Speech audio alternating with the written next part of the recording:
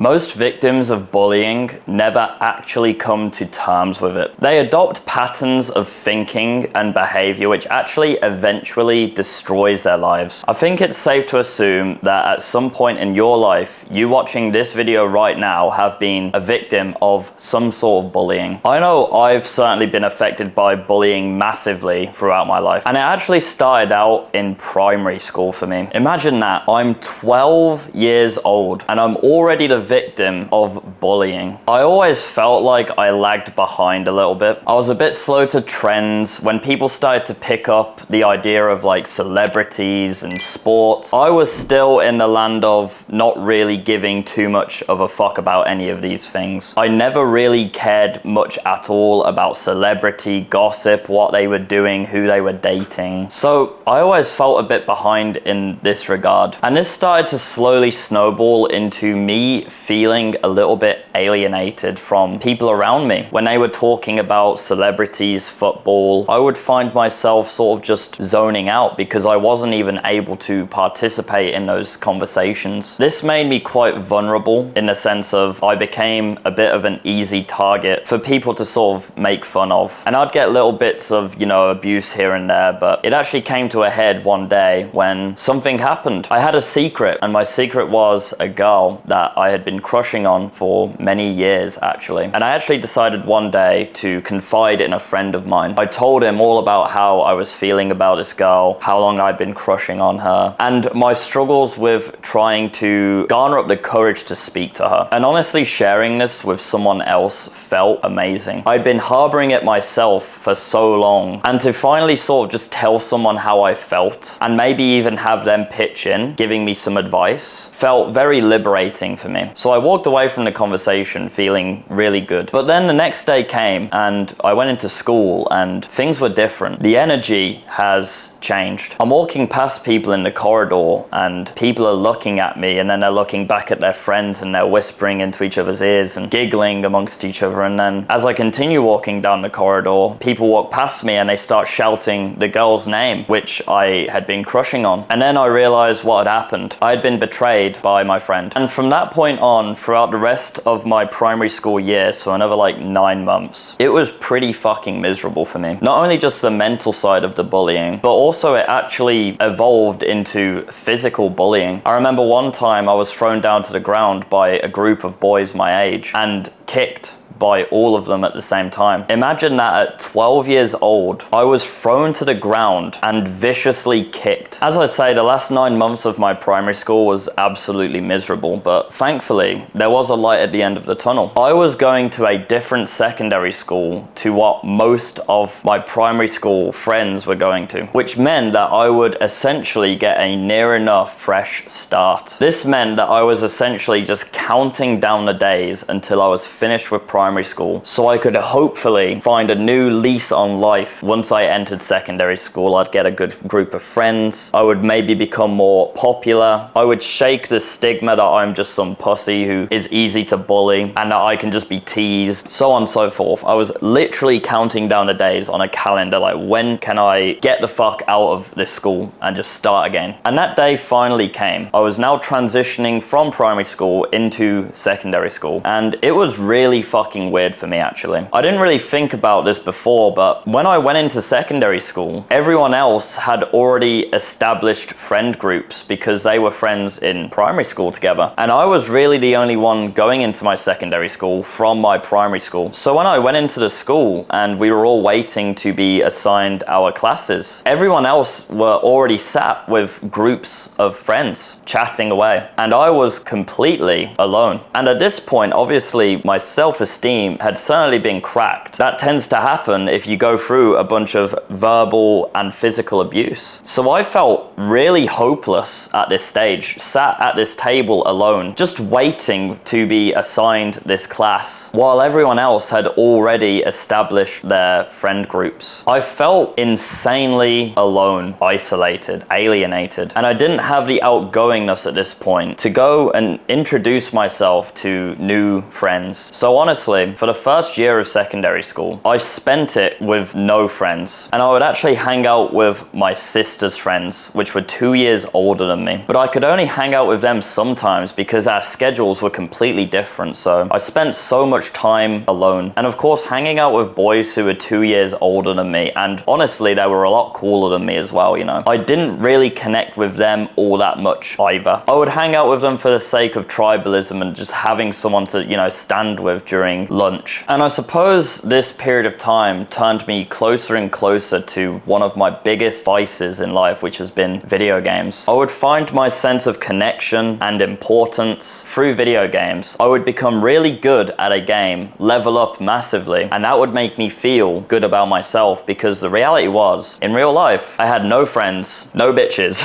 I wasn't really, you know, academically smart. So all of the scales of metrics where you can be valued inside of the school system, I was lacking in massively, which turned me closer and closer to video games, and I'd spend more and more time disassociating inside of those fantasy worlds. And also, weirdly, during this time, I was still hanging out with my primary school friends on Xbox, not in real life, but almost like this weird Stockholm syndrome thing, where like occasionally they would treat me like okay, and that was enough for me to continue hanging out with them because they were like my only friends during this period of time. So I'd play Xbox with them. And just looking back at it now, it's like so obviously insanely toxic because these people treated me so poorly, but I was grasping at straws trying to find people to connect with on a human level, and I had very little options, and I didn't actually know at this point what friendship was. Thankfully, 1 year into secondary school, I sort of naturally found my footing, and I found myself stumbling into a friendship group. I can't really remember exactly how. I must have been sat next to someone in a class, and then I talked to them, and then I naturally just started hanging out with them, and then I sort of just got into this friendship group naturally, you know. I didn't go out of my way to try and insert myself or anything like that, because again, I just didn't really have the charisma to do that. It just naturally happened over time. This friendship group, which I found myself in, was not like the popular group, but it wasn't like the ultra nerd group, you know. It was somewhere in between. We were the in-betweeners. But here I was, I began standing with them during lunch now because honestly, I was probably starting to cramp my sister's friends' style because I was much younger, I was a bit nerdy, and they probably just sort of had enough of me hanging out with them at this point, which I don't blame them, you know.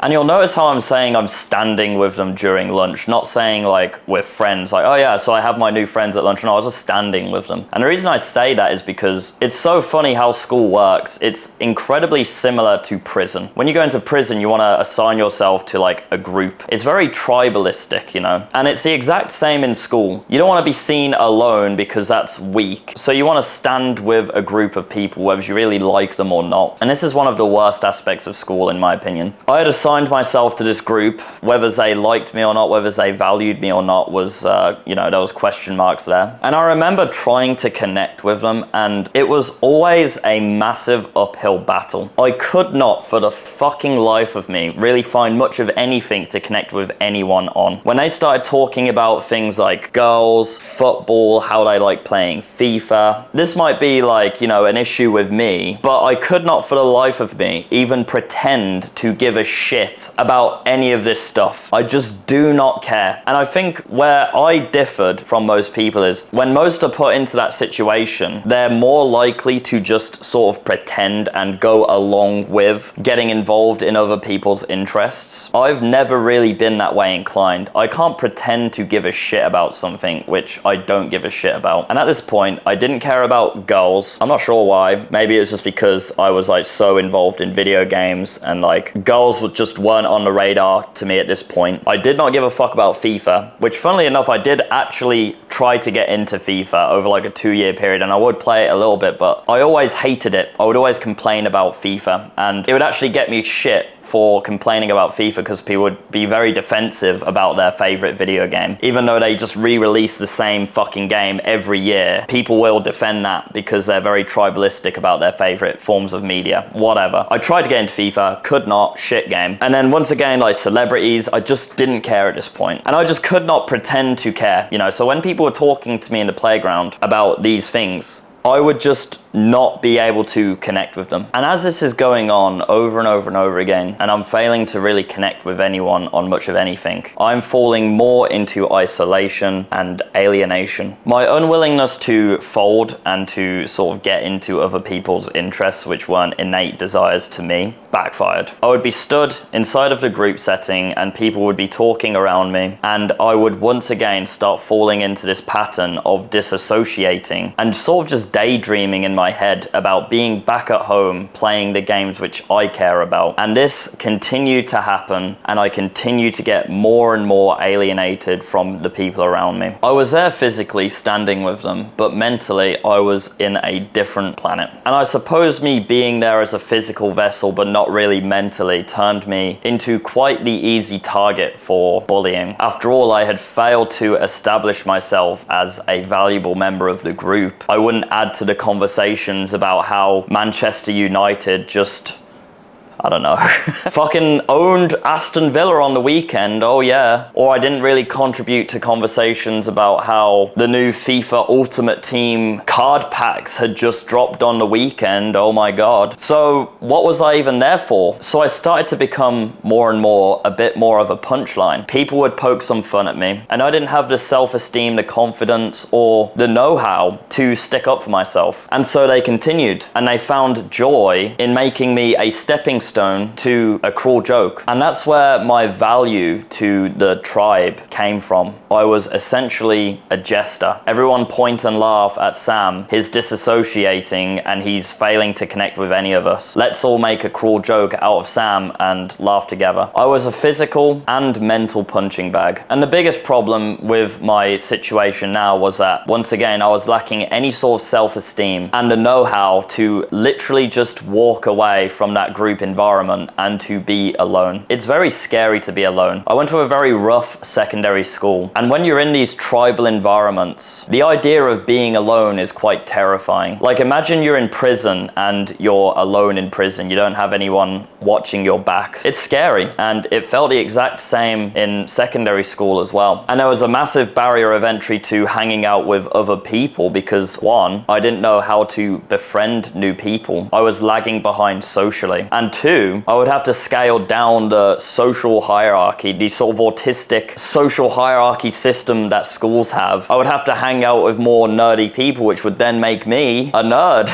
And I know that sounds fucking ridiculous, but when you're in school, this shit's so important. Or I felt like it was very important. I now realize that it is completely ridiculous, but that was my problem. Walking away meant I had to be lonely, and being lonely was terrifying to me. Another reason why I didn't leave is that I mentioned earlier the sort of Stockholm syndrome. At this point in my life, I had never actually had a true friend who valued me and didn't just use me as a cruel joke. I had been conditioned to believe that this is what friendship is, and that if I didn't like it, then I was just weird and it's just banter, Sam. It's just a bit of banter, like just laugh it off, bro. But the problem was, it actually really wasn't banter. It was disguised behind the idea of it being, you know, a bit of fun, a bit of banter. The reality was, it was very cruel bullying, which was very slowly and surely chipping away my self-esteem. And the worst thing about this type of bullying is that it's so subtle that you can disguise it as banter and just a bit of silly fun. And it's very hard to point at it and say, that's bullying. And you stay on the hook in this very destructive cycle because occasionally someone inside of the friend group might treat you nicely. Maybe on a one-to-one basis, when you're speaking to someone, they're actually nice to you. You have a laugh together. They offer you advice. You feel valued. You actually have genuine connection with someone. But as soon as you enter the group environment again, you once again just become a cruel stepping stone, a clown. But those one-to-one connections you have, in its scarcity, the only sort of connection you ever have with people, is enough to stop you from walking away from this horribly destructive cycle. So you stay. And over years upon years, your self-esteem and your self-worth is slowly chipped away on a day-to-day basis. It is cruel, and it's fucking evil as well. It's absolutely the worst type of bullying you can go through. There was actually a period of time with this friend group where I suppose I overstepped my boundaries. I probably had like a wrong opinion or a wrong think, and I upset one of the, higher ups in the group. You know how these autistic friend groups work in schools. I upset someone up there, and then everyone just cast me out, naturally, of course. I was cast out of my tribe. And during this period of time, the bullying actually changed from this slow chipping of self-esteem because they couldn't do that anymore because I wasn't hanging out with them as much. And what it instead turned to was physical bullying. I remember one time I was walking home and I got jumped in the playground by two of these friends of mine, and they picked me up by my ankles and my wrists and they threw me into a puddle. And I remember walking home from that experience, obviously incredibly upset and my self-worth once again just being completely destroyed. But reflecting upon it now, it's actually like such a favorable way of being bullied. Like if you could choose between the different ways of bullying, I would choose that every time, because at least then it's like so obvious. You can point it and be like, yeah, these guys are dickheads. The problem with the other type of bullying is, once again, you just don't know it's happening. It's subconscious, it's slow. When I tell you I got thrown into a puddle, it's far easier to just think like, oh yeah, those guys are dickheads, whatever. Just go to the gym, Sam, get strong. With this other type of bullying, it was so subtle and methodical, you can't point at it. I would have much preferred to, throughout my school life, got thrown into lockers, thrown into bins, thrown into puddles, punched, whatever, because at least then it's obvious. If I say to someone, I keep getting punched at school, the advice would be, yeah, Sam, just go hit the gym, lift some weights, punch them back, and I'll leave you alone. I never got that though. It never clicked for me that my friends who I was hanging out with were actually slowly dismantling my mental psyche. If I could speak to younger Sam right now, I would fucking plead with him, please bro, walk away from this friend group and be alone. I know it's scary, and I know it's not ideal. You're gonna feel fucking isolated. You're gonna have to hang out in the classrooms during lunchtime, rather than going outside and being seen alone by everyone else. But my God, like, that loneliness is temporary. While the effects of your self-esteem constantly being chipped away by your friends will have devastating impact for many, many years to come. Imagine you come home from school and you look at yourself in the mirror and all you see is scum. You see a clown, you see a jester, you see a punching bag, you see a stepping stone for someone else's cruel joke. That's what I felt for many years, even after getting out of school and leaving this friend group in the dust. That is the effects of this insanely cruel and evil bullying, and its long-lasting effects. I could be dead right now. I could have killed myself, because you watching this, you might not have any idea what it's like looking in the mirror and bursting into tears almost immediately, because all you see is human scum, a worthless piece of shit whose only value comes from being a punchline. And this snowballs. You no longer care about yourself. You don't brush your teeth for weeks at a time. You don't care how you spend your time. You don't care about getting good grades, getting a good job, because you don't plan on living past 25. This can destroy your entire fucking life. Sadly, after the time when I was cast out of my friendship group, I found myself coming back to these friends. And weirdly, we just forgot about all of the physical and mental abuse that they put me through during this period of time where I was away from them. And we continued as we were. I returned to my former glory of being a punchline, a clown, a jester, a mental punching bag. And I remained a mental punching bag for the rest of my school life. And so my self-esteem and my self-worth continue to get chipped away. And as this is happening, there's a direct correlation with my mental health also declining. I would spend more and more time displacing myself inside of video games. I would disassociate at school. I would disassociate in class, in the playground. I would be disassociating at home. I was spending more and more time in fantasy. I didn't care about anything other than trying to escape. My anxiety and my depression was starting to creep up on me and get worse and worse and worse. Once again, I found myself counting down the days until it was over. And funnily enough, when I finished school, my friend group went off, did their own thing, got apprentices, went to college, whatever it may be, and I never really spoke to any of them ever again. Yet the effects of the bullying which I was subject to remained very prevalent in my life. My self-esteem at this point was absolutely non-existent. It's funny how that works. They were such a massively destructive force in my life, and then one day they just disappeared, and They meant nothing to me anymore. In college, things got a little bit better, but the damage was done at that point. And about 9 months into my first year, I had a complete mental breakdown one morning. I'd bought some new shoes, and I put these new shoes on in the morning, getting ready to go to college, and I realized that they didn't quite fit me. And this was enough for me to completely break. I started screaming and crying hysterically, and I didn't go into college that day, and I didn't go into college at all going forward. I dropped out. And this is when I also went to the doctor, and I got diagnosed with clinical depression and anxiety. That shoe not quite fitting my foot that morning was the final nail in the coffin. I had withstood so much abuse and turmoil to this point that my shoe not quite fitting was enough to just send me over the edge. And from this point, my life continued to go downhill. For the next 3 or 4 years of my life, I would be at home going through numerous counselors, psychiatrists. I would be on medication, and none of this stuff really helped. The counselors and the psychiatrists couldn't help me because I wasn't ready to accept their help. And what the medication did was it essentially just leveled me out. So let's say this is baseline. This is you, like, you feel okay. I would be below baseline constantly, you know? And if something good happened, I would maybe dip up here, but I could never go up here. I could never be like, woo, yeah, you know, I couldn't be joyful. But at the same time, I also couldn't be down here, holy fuck, I want to kill myself right now. So it basically made me safe. I was far less likely to fall down here and think, I'm going to try and kill myself. But at the same time, it made my life very miserable because it didn't allow me to experience life's highs and also life's lows. I was always below baseline. I was just generally sad, and that's no fucking way to live. It sucked being on them. I absolutely hated it. I cried very often, but maybe they saved my life. Who knows? And at the same time of this happening, every single health professional that I spoke to was telling me, Sam, you have clinical depression. You might have to learn to live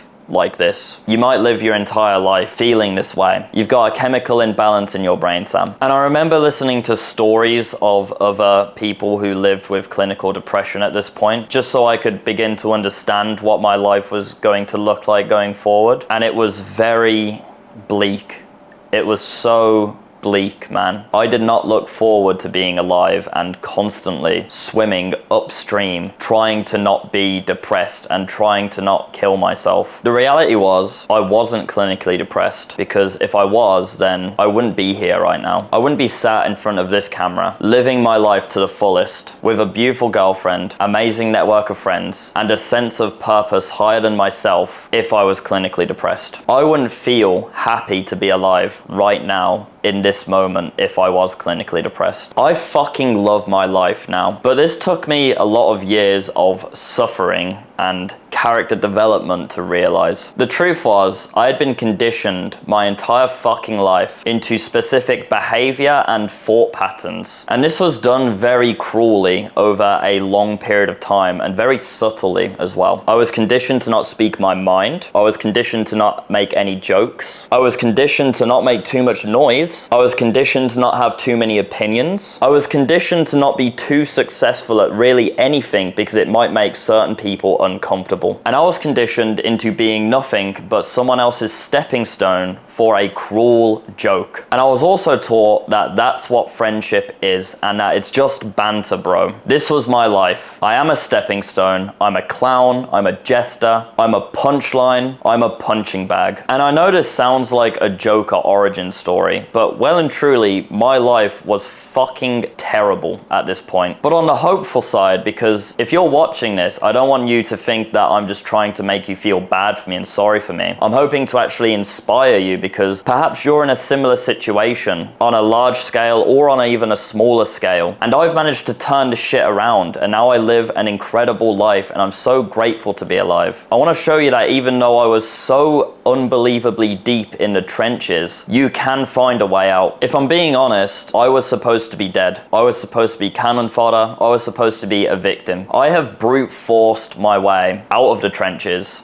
fixed my mind, fixed my behavior, and now I live a life worth living well and truly. And my message to you is you can do the same. So please, if you're watching this, don't feel sorry for me. I wouldn't have my life any other way. This was necessary character development for me to get to where I'm at right now, and I'm so grateful. I've been able to change my life through unplugging from bullshit. Honestly, those 3 to 4 years I spent out of education, away from other people, away from societal programming, I believe to be a major proponent as to why I've been able to do what I've done. And of course, if I wasn't constantly disassociating myself inside of fantasy worlds playing video games, it would have took far less time for me to unprogram my mind from the bullshit that I've learned. But the fact is, I didn't know that. So I believe my time away from societal programming, though, was a massive reason why I've been able to turn my life around. If I continued through college and then I got into a job, I don't think I would be where I'm at right now. I think I actually needed to get the fuck out of that sort of NPC life path that you're put through, and to just spend some time alone in my own head, figuring shit out, figuring out how the world really works. And I think during that time, something finally clicked for me. No one's going to help me other than myself. The psychiatrist can try to help me, but I wasn't ready to get their help. And the doctors, they're just gonna give you medication and shoo you away because they're too fucking busy to be concerned with you and your mental health issues and your learned patterns. This stuff takes a lot of time and conscious effort to fix that only you can do. And I think that's one of the many things that clicked for me during my time being unplugged from everything else. And then also during this time of unplugging, I went through, once again, the necessary character development. I suffered immensely. I battled my demons on a day-to-day basis, and through each battle and each win I got, I became stronger mentally. And this has given me the foundations to the bulletproof mindset that I have now. I know for a fact that I have been to the lowest of the lows in terms of mental health, and that's actually very empowering for me now because I know that it can't really get worse than where I was at. I was this close to killing myself. I don't think I could ever return to a mental state like that. Maybe I'm wrong. Maybe life will humble me. And there's also a lot of power in knowing that relentlessly pushing through the bullshit and continuing to work on yourself, even though it's the last thing that you want to do, and genuinely brute forcing your way out of the trenches is really the only pathway forward for you. And if you continue to grow and to work on yourself relentlessly, there is a 0% chance that you won't make progress. And progress is all you really need. Because yes, you will suffer for a while. I think when I fully realized this and that I had to brute force my way out of my mental health condition, I suffered immensely for a solid 9 months with no rewards. I didn't see any of the fruits of my labor for 9 months. But once I battled through those 9 months, I started to see some positivity enter my life. When I looked at myself in the mirror and I'd been going to the gym, I started to see more muscle on my body. When I went to the gym and I tried to make friends, yes, for 9 months I failed miserably and I was awkward and I was weird. But after that, I started to make some acquaintances in the gym. If you relentlessly brute force your way through this period of suffering, there is a 0% chance you don't make progress. And that's very empowering. It is very empowering knowing that you are at the lowest you can be right now, because the only way for you to go now is up. And one more thing, man.